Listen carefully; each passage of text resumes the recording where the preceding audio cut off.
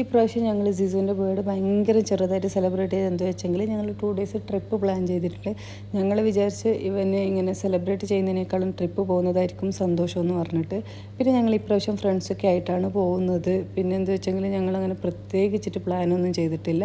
Sunday മാത്രം വർക്കലയിൽ നമ്മൾ റൂം ബുക്ക് ചെയ്തിട്ടുണ്ട്. പിന്നെ ഇപ്പം ഞങ്ങൾ തെങ്കാശിലോട്ട് പോകാമെന്നാണ് വിചാരിച്ചിട്ടുള്ളത്.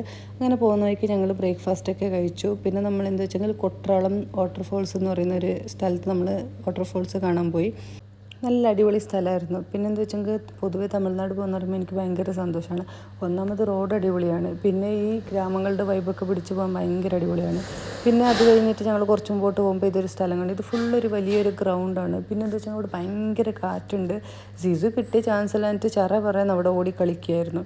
പിന്നെ ഞാൻ ഇതിൻ്റെ ഫുൾ വീഡിയോ വേറൊരു വീഡിയോ ഒക്കെ ഇടുകയാണ്. അപ്പോൾ നിങ്ങളെല്ലാവരും ആ വീഡിയോ കാണണം. അപ്പോൾ അത്രയേ ഉള്ളൂ. Okay, bye. Thank you for watching my video.